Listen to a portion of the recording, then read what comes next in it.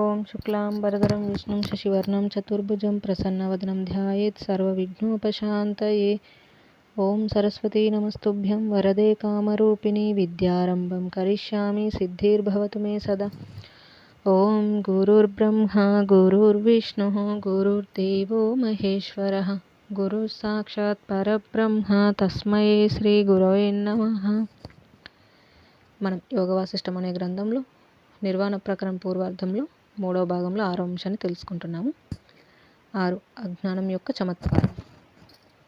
శ్రీ వశిష్ఠ మహర్షి: హే పరమేశ్వర, ఆ పరమ చైతన్యము జీవుల శరీరంలో ప్రవేశించి కార్యములను ఆచరిస్తున్న విధి గురించి కొన్ని విశేషాలు మీ దగ్గర నుండి తెలుసుకోవాలని ఉన్నది. అది చలనయుక్తమై స్నాత, భోక్త, బ్రాహ్మణ, క్షత్రియ మొదలైన సంజ్ఞలను పొందుచున్న విధానం ఏమిటో చెప్ప ప్రార్థన. శ్రీ శివ భగవానుడు: ఆ చైతన్యమునకు ఒక శక్తి ఉన్నది, అదియే ఆవరణ శక్తి. ఆ ఆవరణ శక్తి తనకు ఆశ్రమ బ్రహ్మమును మరుగునపరిచి లేదనిపించుచు పునర్జీవితం సంస్కార జనితం అగు వివిధ యత్నాలతో కూడిన మనోభావాలు పొందుతుంది. మనోవాక్కాయాలకు సంబంధించిన ఆయా క్రియా విశేషాలచే చైతన్యము జడం వలె అగుచున్నది. అట్లు వ్యవహార దశను పొందిన బ్రహ్మశక్తి జ్ఞానేంద్రియాలను, కర్మేంద్రియాలను కూడా పొందుతుంది. మాయ యొక్క ప్రభావం చేత ఆ పరమ చైతన్యం తనలో తానే జగత్తు అనే గంధర్వ నగరం అనగా ఊహాజనిత అనుభవపూర్వక స్థానం సృష్టించుకుంటోంది. ఒకవైపు భావన సమన్వితమగు ఈ సృష్టిని కల్పించుకుంటూ అదే సమయంలో మరొక వైపుగా ఏది సృష్టించక ఎప్పటి అట్లే ఉంటుంది. ఆ సమన్వయం జలం తరంగాకారంలో వంటిది. జడమగు ఈ దేహంలో చిత్తము లేదా మనస్సు అనేవి లేకపోతే ఇది కట్టే రాయితో సమానమే. చిత్తము ఉన్నప్పుడు ఆకాశంలో ఎగురవేయబడిన రాయిలాగా చలనం కలిగి ఉంటుంది. అత్యంత జడమగు ఇనుప ముక్క అయస్కాంతం యొక్క సామీప్యతచి చలిస్తున్నట్లు సర్వాంతర్యామి ఆత్మదేవుని సామీప్యత వలన ఈ దేహం చలించి ఆయా క్రియలు నిర్వర్తించగలుగుతుంది. సర్వవ్యాపి అగు అచిత్శక్తి బలం చేతనే ఈ జీవులందరూ వికాసం పొందుచున్నారు. కాబట్టి నీతోనూ నాతోనూ సహా ఈ జీవులందరూ చైతన్యం యొక్క ప్రతిబింబ మాత్రలే. శ్రీ వశిష్ఠ మహర్షి: పంచభూతములచే నిర్మించబడి కనబడుచున్న ఈ జీవులందరూ నిష్క్రియమగు ఆత్మయందరి ప్రతిబింబములు ఎట్లా అవుతారు? శ్రీ శివ భగవానుడు: నిష్క్రియమగు అద్దంలో వస్తువుల కదలికలు కనబడుచున్నాయి కదా, ఇది అట్టిదే. ఈ జీవుడు బ్రహ్మం యొక్క ప్రతిబింబమే అయి కూడా తన నిజస్వరూప విస్మరణం వల్ల స్వవ్యతిరిక్త భావ పరంపరా రూపమగు పంచభూత సంబంధమైన జడానుభవం పొందుచున్నాడు. అదంతా ఒక సాత్విక జీవుడు ఏదో మోహవశం చేత కుకర్మలను ఆచరించి ద్రభ్యాసలకు లోనైనట్లుగా జరుగుతోంది. చైతన్యం స్వస్వభావం విస్మరించడం చేతనే చిత్తభావం పొందుతుంది. అన్నీ తెలిసి కూడా ఒకడు మోహవశం చేత వికల్పం పొందటం ఎంతటి ఆశ్చర్యమో ఇది కూడా ఆ విధంగా ఆశ్చర్యకరమైన విషయమే. కానీ ఇది జరుగుట స్ఫురిస్తోంది. తరంగముల వల్ల నీరు చలిస్తున్నట్లు ప్రాణవాయువులచే అధ్యస్థమైన ఈ శరీరం చైతన్యానికి చలనంను ఆపాదిస్తోంది. వాయువుల వలన నౌక చలిస్తూ ఉండగా అందులోని వస్తుజాలం కూడా చలిస్తున్నట్లు దేహ యంత్రాలన్నీ జీవభావం పొందుచున్నాయి. ఈ దేహం ఆత్మ నుండి మరణక్రియను సంపాదించి ఆత్మదేవుని సామీప్య మాధుర్యం చేత కదులుతూ తానే ఆత్మను స్పందింపజేస్తున్నట్లు ప్రదర్శితమవుతుంది. ప్రజ్ఞానం యొక్క చమత్కారం అంతటిది. హే బ్రహ్మజ్ఞ పరమాత్మ, ఈ శరీర శకటమును నడిపించగోరి మనస్సు, ప్రాణము అనే 2 చక్రములు నిర్మించుకుంటున్నారు.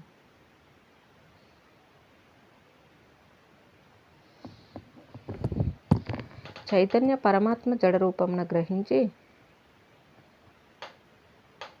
జీవభావం పొందిన వారి ఈ బాహ్య మనోప్రాణాలని గుర్రములను ఎక్కి ఏటకో పయనిస్తూ తమ స్వరూపాన్ని ఈశాన్ మాత్రం కూడా త్యజించకపోయినప్పటికీ ఈ పంచభూతాత్మిక జగత్తులో సంచారం చేస్తున్నారు. జగత్తులో నేను జన్మిస్తున్నాను అనురూపంగాను, స్వప్నంలో నేను దర్శిస్తున్నాను అనురూపంగాను స్వకీయ మాయచే సంకల్పములు చేసుకుంటున్నారు. కానీ ఆయన ఏమాత్రం ఎక్కడికి వెళ్ళుటలేదు. తరంగత్వం జలం నుండి వేరైనది ఎప్పుడూ లేదు. చైతన్యం కూడా జగత్తు నుండి భిన్నం కాదు. ఆత్మ చైతన్యంను ఆశ్రయించుకునే చిత్తవృత్తులు జీవ జగత్తులను స్ఫురింపజేయుచున్నాయి. వెలుతురు యొక్క ప్రసన్నచే రూపంలో ప్రకాశించుచున్న ఆత్మ చైతన్యం ప్రకాశం వలననే సర్వము ప్రకాశిస్తుంది. కనకపుత్ర, దీపమున్న ఇల్లులాగా నిరామయమగు చైతన్యం ఉండటం చేతనే నీకు కనబడే ఈ జీవులు నీకు ప్రకాశిస్తున్నారు. ఒకే జలం నుండి అలలు, ఆ అలల నుండి బుడగలు, ఆ బుడగల నుండి నొరుగు, ఆ నొరుగు నుండి తెల్లటి తెలుపు ప్రకటనమవుతున్నట్లు ఈ జీవుని నుండి ఆది వ్యాధులుగా గల దుఃఖాలన్నీ పుట్టి పెరుగుచున్నాయి. నేను ఈ శరీర పరిమితుడను అని సుదీర్ఘంగా అనుకుంటూ ఉండటం చేత ఈ జీవుడు దుఃఖ దైన్యములతో చివుకుతున్నాడు. చైతన్యం అన్నింటికీ ఆధారమై కూడా తన సంకల్ప పరంపరలతో నిర్మించుకున్న శరీరాలలో ఆ చైతన్యం వివశత్వం పొందుతోంది. శ్రీ వశిష్ఠ మహర్షి. ఇది అత్యంత చిత్రం కదా శ్రీ శివ భగవాన్. చిత్రమే, కానీ ఏం చేయాలి? మత్తుగా కళ్ళు తాగిన మనుషుడు తన శరీరం మురికితో నిండిన గ్రహించలేడు చూచావా? చైతన్యం కూడా వివశత్వం పొంది తన సర్వాధార స్వప్రకాశ స్వస్వరూపాన్ని ఏమరిచి బాలుని వలె దుఃఖాలను పొందుతోంది. కళ్ళుతో మత్తెక్కినవాడు మత్తు దిగిన తర్వాత తాను మత్తెక్కి చేసిన పనులను దూరంగా విడుచున్నట్లు చైతన్యం కూడా మోహంను త్యజించినప్పుడు స్వస్వరూపాన్ని గ్రహించి జగత్తు యొక్క రహితత్వం దర్శిస్తోంది. కుష్ఠిరోగి యొక్క శరీరంలోని కొన్ని భాగాలు నిర్వీర్యమై స్పర్శరహితమైనట్లు సర్వవ్యాపమగు చైతన్య స్వరూపుడగు ఈ జీవుడు ఒకచోట ఒకనొక శరీర పరిమితినైనట్లు సంకుచితత్వం ఆపాదించుకుంటున్నాడు. ఈ భౌతిక దేహం శిథిలమవుచూ ఉండగా హస్తపాదాది అవయవములు ప్రాణవాయువుల ప్రసరణ కోల్పోతాయి. అప్పుడు హృదయ కమలధరం చలనరహితం కాగా విసన్నికర్ర వీచటం ఆపినప్పటి గాలిలాగా అంతరమున జరిగే ప్రాణవాయువు సంచలనం ఆగుతుంది. ఆ విధంగా ప్రాణవాయువులు లోన అడిగిడినప్పుడు జీవుడు నామరూప ఉపాధిరహితుడై కారణస్వరూపుడై వెలయుచున్నాడు. అతని మనస్సు రజోగుణహీనమై నిరాధారమై ప్రాణవాయువులతో లీనమై ఉంటుంది. అనగా కారణాత్మకత పొందుతోంది. మరల విత్తులోంచి చెట్టులాగా మరొక దేహ రూపమును ప్రకాశించటం జరుగుతోంది. ఈ విధంగా వైకల్యం పొందుచున్న మూల కారణంతో పుర్యాష్టకం ఏర్పడటం, ఉపశమించటం, మరల ఏర్పడటం జరుగుతోంది. స్వస్వరూపమును మరచటాన్ని మోహం వలనని చైతన్యము చైత్యాకారం పొందటం జరుగుతోంది. ఆ చైత్యాకారం నందు వాసనామోహములు స్పందిస్తున్నాయి. ఇక అందులోంచి అనేక కల్పనలు బయలుదేరుతున్నాయి. హృదయ కమల దళములు వికసిస్తూ ఉండగా పుర్యాష్టకం మరల పరిస్ఫుటమవుతోంది. హృదయ కమలధరం నిశ్చలమైనప్పుడు పుర్యాష్టకం కూడా వినష్టమవుతోంది. శరీర మధ్యంలో పుర్యాష్టకం ఉన్నంత వరకు ఆ చైతన్యము జీవదశ పొందుతోంది. పుర్యాష్టకం క్షీణించిన శరీరం మృతమైనదని చెప్పబడుతోంది. అట్లాగే కఫ వాత పిత్తముల వలన కానీ రాగద్వేషాదులని మలరాశి యొక్క తీవ్ర ప్రకోపం వల్ల కానీ శాస్త్రాదుల చేత కానీ ప్రాణవాయు ప్రసరణం నిరోధించబడగా అప్పుడు కూడా హృత్పద్మ యంత్రం ప్రకోపించదు. అప్పుడు పుర్యాష్టకం వాయు యంత్రం వలన నిరోధించబడి బహిష్కృతమైన గాలివలి నెమ్మదిగా ఆకాశంలో కలిసిపోతుంది. ఈ జీవుడు కేవలం తన సంకల్ప వశం చేతనే మరణాది అనేక దుఃఖములను అనుభవించుచున్నాడు.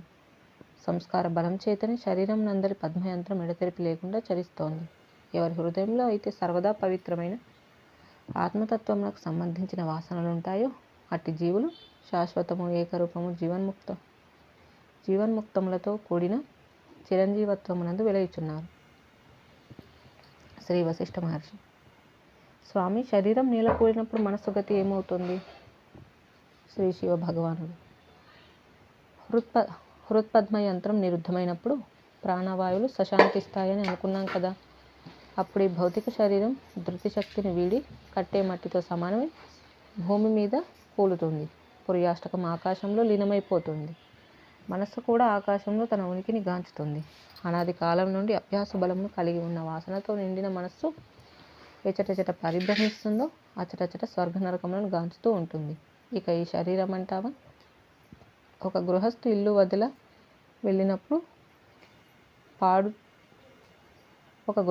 వదిలి వెళ్ళినప్పుడు పాడుపడుచున్నట్లు ప్రాణములు లేచిపోగానే శరీరం శవరూపం దాల్చి శిథిలమవుతోంది. సర్వగామ్యగు బ్రహ్మ చైతన్యమే చైత్యభావం పొందుతోంది. అనగా తెలివి, తెలుసుకొనుట అను భావం ఆశ్రయిస్తోంది. చైత్యభావం నుండి చేతనాభావన, చేతనాభావం నుండి జీవభావం, జీవభావం నుండి మనస్సు నుండి సూక్ష్మమగు పుర్యాష్టకం, పుర్యాష్టకం నుండి శబ్ద స్పర్శ రూప రసగంధముల 7 విషయాలు. సూక్ష్మ శరీరం సంకల్పమును తన ఒడిలో వేసుకొని భావన బలం వలన ఒక స్వప్న భ్రమ వలె ఈ స్థూల శరీరములను గాంచుచున్నది. ఆ భావన దృఢత్వం చేత ఈ శరీరము సత్యమైన దానిగా తలచి దీని యందు ఆసక్తి గొన్నదై తన సర్వంతర్యామితత్వాన్ని నియామకత్వాన్ని బొత్తిగా ఏమరుస్తుంది. చైతన్యము సూక్ష్మభూతాత్మకమై ప్రాణమయమగు ఈ పుర్యాష్టక సమన్వితమైన శరీరంను లేవదీయచుండగా జనులు ఈతడు జీవించే ఉన్నాడురా అని చెప్పుకుంటున్నారు. ఈ పుర్యాష్టకం నశించి చిత్తం ఆకాశం లీనమైనప్పుడు శరీరము కొయ్య రాయిలాగా అచేతనమగుచున్నది. అప్పుడు ఈ శరీరం మృతమైనదని అంటున్నారు. క్రొత్తదగు చిగురుటాకు కాలక్రమంగా ఎండిపోవునట్లు ఈ శరీరం కూడా ఒకనాటికి వాడిపోతుంది. అయితే ఇక్కడ మరొక చమత్కారం మనం గమనించాలి. చైతన్యం అజ్ఞాన వశం చేత చావు గాని పుట్టుక గాని లేదా తన బ్రహ్మస్వరూపాన్ని మరచి వివశ్వత్వం శక్తిరహితం అనుభవిస్తోంది. మృత్యు సమయంలో హృత్పద్మయంత్రం జీవస్మృతిని కోల్పోయి చలనరహితం అవుతూ ఉంటుంది. ప్రాణవాయువు నిరుద్ధమైనప్పుడు మనిషి మృతి చెందాడని అనుకుంటున్నారు. అంత మాత్రానికి అతని కాల్పిక జగత్తు అంతమైనట్లు కాదు.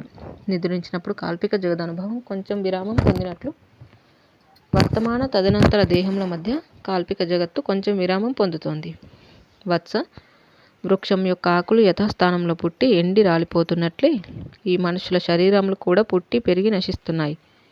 జనన మరణములు ఈ దేహమునకు స్వాభావికములే కదా. ఇక ఇందుకై దుఃఖమెందుకు? చిత్ సముద్రంలో ఏ వైపుల నుండి ఎన్నెన్ని శరీరములు బుద్భుత పంక్తుల వలె లేస్తున్నాయో ఎవరు చెప్పగలరు? బుద్ధిమంతులకు వీటి పట్ల శాశ్వత బుద్ధి ఉండదు. ఇక బ్రహ్మ చైతన్యం ఆకాశ అనాకాశములందు ప్రసరించి ఉన్నది కూడా సర్వదా యథాతథంగా ఉండి ఉన్నది. చిత్తదర్పణంలో ప్రతిబింబ చైతన్యమే కనబడుతోంది. చిత్తధారులు చిత్తముచే పరిమితమైన చైతన్యంని చూస్తూ భ్రాంతిని పొందుచున్నారు. చిత్తమును ఒక వస్త్రం వలె ఒక ఆభరణం వలె ధరిస్తున్నట్టు చైతన్యంను గమనించలేకపోతున్నారు. పరిపూర్ణం నిర్మలమగు చితాకాశంను శుభాశుభ కర్మలు, తత్సంబంధిత సుఖదుఖాలు, వాటికి సంబంధించిన కల్పనాపుంజములు, ఆపాత రమణీయ భోగ భావనలు, వివిధ జనన మరణ పరంపరలు ఆకాశంలో గాలి వీచికలులాగా ప్రసరించి ఆత్మను విముగ్ధం చేసి తపింపజేస్తున్నాయి. ఏది ఏమైనా కావచ్చు, ఆత్మ సర్వదా నిర్వికార నిత్యోదిత నిష్కలంక సమన్వితమైనది. అది దేనికి తగిలి ఉండటం లేదు. అన్నింటికీ సాక్షిభూతమై మొట్టమొదట ఎట్లున్నదో ఇప్పటికీ అట్లే ఉన్నదని మరొకసారి గుర్తు చేస్తున్నాను. ఆ ఆత్మ భగవానునికి ఈ శరీర జనన మరణములతో ఎప్పుడు ఏమాత్రం సంబంధం లేదు. జై శ్రీరామ్. ఈ విధంగా మనకి అజ్ఞానం యొక్క చమత్కారం అనే విషయాన్ని తెలియజేయడం చూసాము.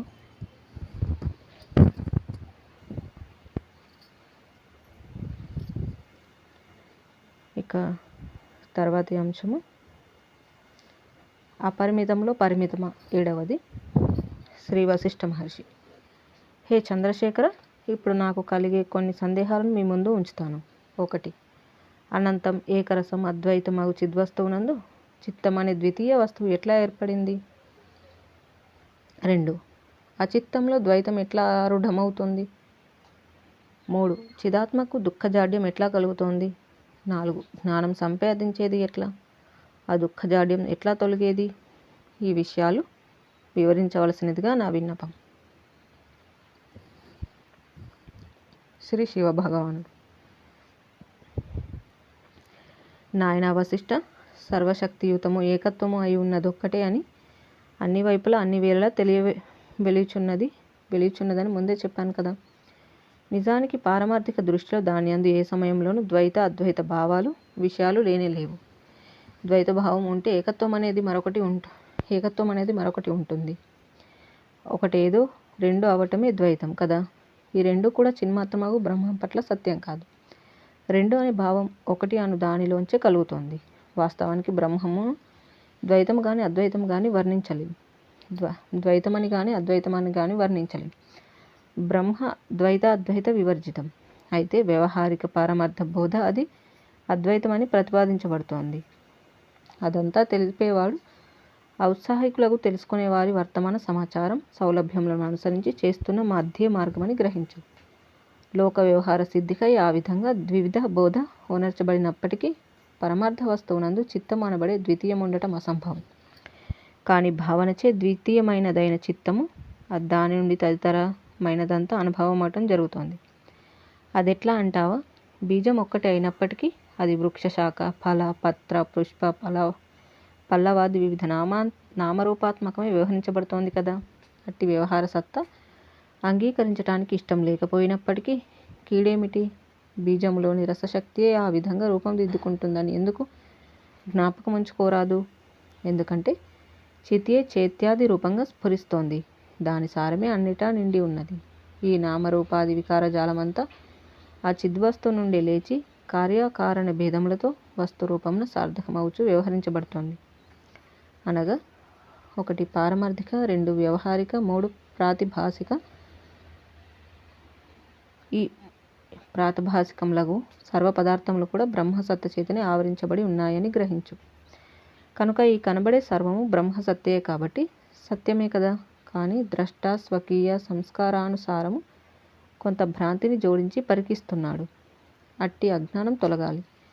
పటిక బెల్లం యొక్క రుచి గురించి వర్ణన కన్నా అనుభవం మిన్న అన్నట్టుగా వస్తు పరిశీలనాత్మక సాక్షాత్కారం ఒక్కటే సర్వమును స్పష్టం చేయగలదు.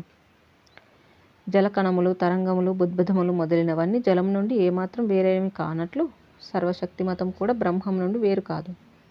సర్వశక్తిత్వము కూడా బ్రహ్మం నుండి వేరు కాదు. సర్వశక్తిత్వంలోనే వస్తుశక్తి ఏర్పడి ఉంటుంది. కనుక ఈ కనబడుచున్నదంతా బ్రహ్మమునకు వేరు కాదు. బ్రహ్మము సత్యమే కదా. తత్వదృష్టితో చూస్తే బ్రహ్మమునకు ఆ శక్తికి అభేదమే ఉంటుంది. పుష్ప, ఫల, పల్లవాదులు లత నుండి వేరా? లత బీజంలో ఉండి ఉన్న బీజశక్తి కంటే వేరా? లత బీజంలో ఉండి ఉన్న బీజశక్తి కంటే వేరా? ఈ ద్విత్వము, ఏకత్వము, జగత్తు, అహము, త్వం ఆదిగా గల భావములన్నీ కూడా చిద్వస్తువు నుండి అనగా తెలుసుకుంటున్న వాని యొక్క తెలివి అనుస్వరూపం నుండి బయలుదేరుచున్నాయి. కనుక అవి అద్దాని నుండి వేరైనవి కావు. ఈ విధంగా ఈ దేశకాలాది భేదములు చిద్వస్తువు నుండి వేరు కాదు. ఇప్పుడు ద్వైతం ఎట్లా వచ్చి పడుతోంది అనే విషయానికి వద్దాం. నీ ఈ ప్రశ్న చైతన్యము లేక చిద్వస్తువు కంటే అన్యమైనదేదో ఉన్నది అను ఆశంక నుండి బయలుదేరుతుంది. చిద్వస్తువు గాక వేరొకటేది లేనే లేదు. కనుక నీ ప్రశ్న మొదలే అనుచితం. చిదాత్మ సత్త యొక్క ఉనికి చేతని సంకల్ప మాత్రంగా దేశకాల క్రియ నియతి మొదలైనవన్నీ ఆ చిదాత్మకే అనుభవం అవుతున్నాయి. కనుక అవన్నీ చిదాత్మ యొక్క స్వయం కల్పిత స్వీయానుభవములే, చిదాత్మ స్వరూపములే. జలతరంగములనే మనం ప్రవాహం, కెరటాలు మొదలైన పేర్లతో కూడా ఉద్దేశిస్తున్నాం కదా. అట్లాగే చిదాత్మ ఒక్కటే బ్రహ్మమని, జడమని, చైతన్యమని, చిత్తమని, చైత్యమని పేర్కొనబడుచున్నదని జ్ఞాన దృష్టికి, నిర్మల దృష్టికి తప్పగా తెలియవస్తోంది. జల తరంగములు అనబడు మరొకటిగా మారుతుందా? జలం తరంగంలో అనబడు మరొకటిగా మారుతుందా? లేదు. బ్రహ్మము స్వయముగా నిర్వికారమే. జలం మరొకటిగా ఉదయించటం అసంభవమే అయినప్పటికీ తరంగం కనిపిస్తోంది కదా. అట్లాగే బ్రహ్మమునే తెలుసుకొనబడుచున్నది లేక చేద్యము అని కూడా అంటున్నాం. ఆ పరబ్రహ్మమే వివిధ ద్రష్టలచే సత్యము, ఈశ్వరుడు, శివము, శూన్యము మొదలైన వివిధ నామములచే పేర్కొనబడుతుంది. అయితే ఆ పరమాత్మ నామరూపములకు అతీతమైనది, వాక్కుకు అగోచరమైనది. ఇక ఎదురుగా కనిపిస్తున్న ఈ జగత్తు చిత్లత యొక్క ఫల పుష్పములని అనవచ్చును. ఆ చైతన్యము అవిద్య అనబడే ఉపనేత్రములను ధరించి జీవుడు అనబడే రెండవ చంద్రుని దర్శిస్తుంది. అనగా రెండవ చంద్రుడు వాస్తవానికి లేడు కదా. మరొక రకంగా చెప్పాలంటే ఆ చైతన్యము తనంతట తానే తనను జడముగాను బ్రహ్మము నుండి వేరుగాను భావించుకొని వికల్పమయములగు వివిధ భావములను దాల్చుచున్నది. అయితే బిడ్డ, ఆ చైతన్యము సర్వదా నిష్కలంక రూపములను వెలయుచున్నదయ్యా. తత్సమయముననే కల్పితమగు కలంక రూపమున సంసార నది యందు మునిగి ఔపాధిక చైతన్యంతో అనగా ఉపాధితో కనిపించే స్వరూపంతో ఇటు అటు సంచరిస్తోంది. మనస్సు, బుద్ధి, దేహాహంకారములకు నిలమైన ఈ శరీరం అనే పుర్యాష్టకం నందు ఐక్యత కల్పించుకొని జీవరూపములను పొందుతోంది. ఈ జీవుడు చిత్స్వరూప ప్రకాశం వల్లే చిన్మయుడై జీవిస్తున్నాడు. సూక్ష్మ శరీరధారి అయి ఇక ఈ జీవుడు నేను పంచభూతాత్మక స్థూలదేహమును అని భావించి అట్టి ద్రవ్యత్వంతో కూడి వీర్యంగా శ్రీగర్భంలో చేరుతున్నాడు. చూడు నేను పుట్టాను, నాకు ప్రాణములున్నాయని తలపోయిచున్నాడు. ఈ జీవుని ఆది, మధ్య, అంతం కూడా బ్రహ్మమే. అయినా కూడా మనం పైన చెప్పుకున్నట్లుగా భావించుకుంటూ స్థూల దేహాన్ని అనుభవిస్తూ స్థావర జంగమాది పదార్థములను తనకు ఎదురుగా గాంచుచున్నాడు. ఇంకా చెప్పాలంటే ఆయా వాసనల వలన ఆయా వస్తువుల రూపంగా మారుచున్నాడు. సూక్ష్మము నుండి స్థూలానికి.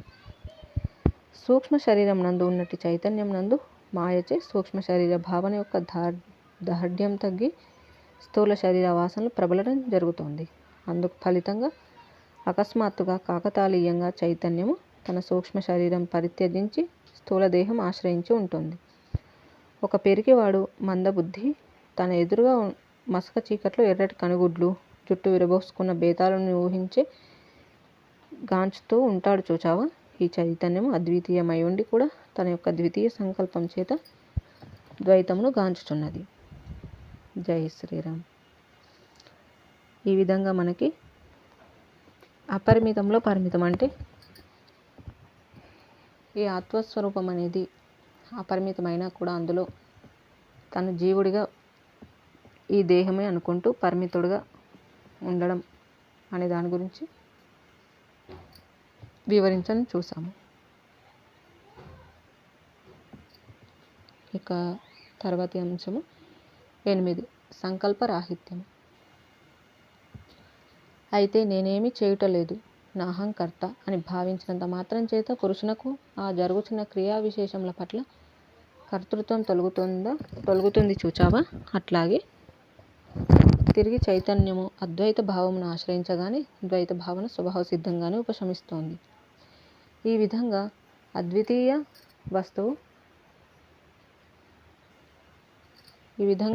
ఆ అద్వితీయ వస్తువు ద్విత్వ సంకల్పం వలన ద్వైత భావన పొందుతూ మరొకప్పుడు అద్వైత భావం వలన నానత్వమును నశింపజేసుకుంటూ ఉంటుంది. నానత్వంచే మనం జగత్తు అని అంటున్నాం. ఇదంతా ఇంత మాత్రమే అయి ఉన్నది.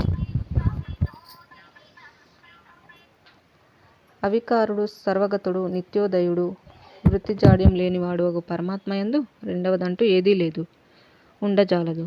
ఇక ఈ జగత్తులు, మనోరాజ్యములు, గంధర్వ నగరములు అంటావా, ఇవన్నీ చైతన్యం యొక్క సంకల్ప పరంపరలచే రచించబడినవి మాత్రమే. సంకల్పములు ఉన్నప్పుడు అవి ఉంటున్నాయి. సంకల్పం క్షీణించిన మరుక్షణం అవి లేకుండా పోతున్నాయి. సంకల్పములు లేనప్పుడు మిగులునదేదో అదియే నీవు నేను అంతయు కూడా. సంకల్ప శ్రమ. ఓ మునీశ్వర, సంకల్పాలు కలిగి ఉండటమే శ్రమతో కూడుకున్న వ్యవహారం. సంకల్పములు లేకపోతే ఎట్టి కష్టము ఉండదు. సంకల్ప యక్షుడే ఈ సంసారాన్ని రచిస్తున్నాడు. అయితే సంకల్ప వ్యవహారం తనంత తానుగా క్షయించదు. దానికి సాధన అవసరం అవుతుంది. సంకల్పించకపోవటం అనే అభ్యాసం దానికి సరి అయిన మందు. శ్రీ వశిష్ఠ మహర్షి. అయితే ఈ జీవుడు స్వసంకల్ప వశం చేతనే దుఃఖితుడు అవుతున్నాడంటారా? శ్రీ శివభగవానుడు. అవును, ప్రబలమగు సంకల్ప వశం చేత వచ్చి చేరుతున్న ఆ దుఃఖం మరలా తిరోమార్గంలో సహకరించగల సంకల్పముల వలన క్షీణించగలదు. సంకల్పరాహిత్యం చేత జీవుడు దుఃఖరహితుడు అవుతున్నాడు. సంకల్పములు చేయకపోవటం అనేది అంత తేలిక కాదని జనులు భావిస్తున్నారు. కానీ సంకల్పములు చేయడంతోనే క్రియాశ్రమ ఉన్నది. ఎంత కొద్దిగా సంకల్పించినా సరే చివరికి మనుషుడు దుఃఖజాలంలోనే పడుతున్నాడని హెచ్చరిస్తున్నాను. ఆ సంకల్పం వైపుగా కొంచెం ప్రయత్నిస్తూ ఉన్నా అవి కొంత తగ్గుతూ రాగలవు. సంకల్పించకపోవటం చేత అట్టి మనుజుడు అక్షయ సుఖమును పొందుచున్నాడు. కనుక పుత్ర, ఈ మనుజుడు సంకల్ప సర్పం నుండి విడువడనంత వరకు రమణీయమగు నందనవనం కూడా ఇతనికి సుఖం కలిగించలేదు. ఇది గ్రహించి నీవు స్వకీయమైన వివేకమను వాయువును వేగంగా ప్రవహింపజేయు. ఈ సంకల్పంలోని మేఘపుంజములను చెదరగొట్టివేయు. శరత్కాల ఆకాశంలాగా పరమోత్తమ నిర్మలత్వం పొందేదవుగాక. అంతేగాని సంకల్పోన్మత్తుడవై సంకల్ప నదీ జలంలో తెలియరాని చోట్లకు కొట్టుకుపోవద్దు. శ్రీ వశిష్ఠ మహర్షి. ఈ సంకల్పించే దురభ్యాసం అధిగమించడం ఎట్లా? శ్రీ శివ భగవానుడు. శుభ కార్యక్రమములు, భగవత్ స్తోత్రములు మొదలైన వాటిచే ఈ సంకల్పనాది జలమును శుష్కింపజేయాలి. సంకల్పములతో తేలిపోయే మనస్సును నెమ్మదిగా ఓదార్చి క్రమంగా నిర్మల మనస్కుడవు కమ్ము. నాయనలారా, నీ చిదాత్మ సంకల్ప సుడిగాలులచే ఎగరగొట్టబడి ఎండిన ఆకులాగా ధూళి కణంలలాగా భూతాకాశంలో నిష్కారణంగా పరిభ్రమిస్తుంది. నీవు నీ చిదాత్మ యొక్క యథార్థ రూపమును వీక్షించు. స్వయంగా నీకు నువ్వే ఆత్మను ఆవరించి ఉండే సంకల్ప కాలుష్యాన్ని దూరం చేయి. పరమ నిర్మల భావంని పొంది పరమానందయుక్తుడవు కమ్ము. పరమశక్తియుతమగు ఆత్మదేవుని నేను పరమశక్తియుతమగు ఈ ఆత్మ దేనిని ఎట్లు భావించుచున్నదో దానిని అట్లే తన సంకల్ప వశం చేత గాంచుచున్నది. కనుక ఈ జగత్తులు ఎక్కడి నుండి పుడుతున్నాయి అన్న నీ ప్రశ్నకు సమాధానం ఇదంతా సంకల్పవశంగానే జనిస్తున్నది అని చెప్పవలసి వస్తుంది. అంతకు మించి ఇందుకు వేరే కారణమేది వాస్తవానికి లేదు. ఎందుకంటే ఇదంతా శివము అని సంకల్పిస్తే శివమే అగుచున్నది కాదు, బంధము అని సంకల్పిస్తే బంధమే అవుతుంది. ఈ జగత్తు ఏదైనా ఒక్కటి అయి ఉంటే మరి అందరికీ అట్లాగే అనిపించాలి కదా, అట్లా లేదే.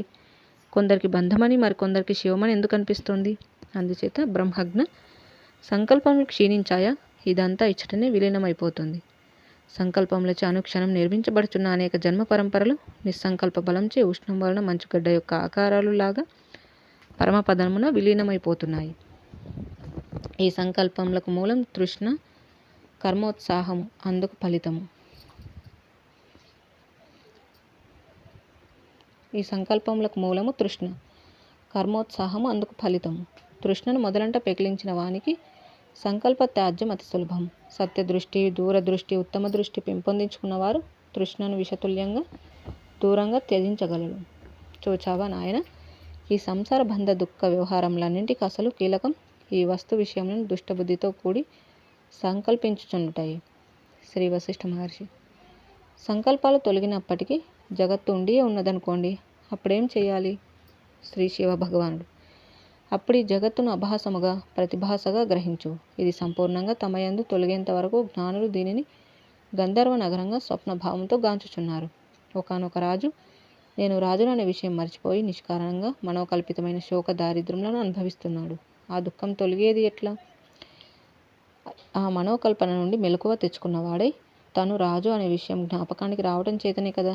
స్వస్వరూప స్మృతి అనే సూర్యుడు ఉదయించగానే సర్వ సంసారాంధకారాలు ఎచ్చటికో ఎగిరిపోతాయి. స్మృతి భ్రంశమైన రాజుకు ఆప్తులు పూర్వస్మృతి చేస్తున్నట్లు తన స్వస్వరూపం ఎరుటకు ఉద్యమించిన జీవునకు గురువులు, శాస్త్రములు, ఆప్తవాక్యములు ప్రసాదిస్తున్నాయి.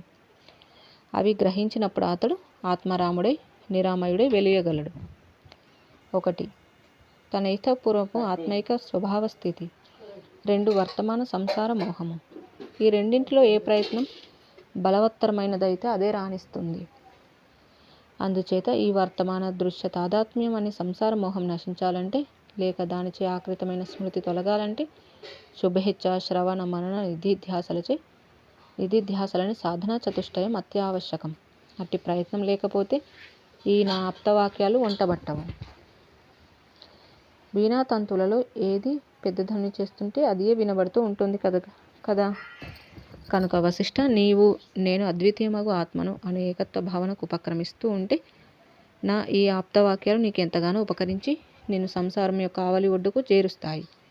అట్టి భావనతో యుక్తుడవైతే నీవు బ్రహ్మమే కాగలవు. నిన్ను పోలిన వారు కేవల బాహ్య పూజకు పరిమితులవ్వటం ఉచితం కాదు. నీకు పూజనీయమగు దేవత ఆ పరమార్థ సత్ ఒకటే. అదిగాక తక్కిన అర్చనాయత్నాలు అనగా ప్రతిమా నిర్మాణం, పూజా ద్రవ్యాలు మొదలైనవన్నీ మనోకల్పన మాత్రంగా తెలుసుకున్నవాడవై అనవరతం చిదాత్మ పూజయందు ఉపక్రమించు. ప్రతిమాదులు ఆత్మ యొక్క సంజ్ఞలు, అంతేగాని అట్టి కార్యక్రమం అంతా ప్రతిమా పరిమితం కాదు. అందుచేతంగా ముఖ్యంగా ప్రతిమా పూజ చేస్తున్నప్పుడు అద్వైత నిర్వృత్త భావనలతో పూజ సలుపుతూ ఉండు. జై శ్రీరామ్. ఈ విధంగా మనకి సంకల్పరాహిత్యం అనే విషయాన్ని గురించి ఇక్కడ ప్రస్తావిస్తున్నారు. ఇక్కడ శివభగవానుడు తెలియజేస్తూ సంకల్పాలు చేయడమే శ్రమతో కూడుకున్నటువంటిది. మనము దేని గురించి ఆలోచించకపోవడం, సంకల్పం చేయకపోవడమే సులభమైనది అంటూ అది ఎందుకు ముఖ్యమనే విషయాన్ని కూడా మనం వివరించడం చూసాము.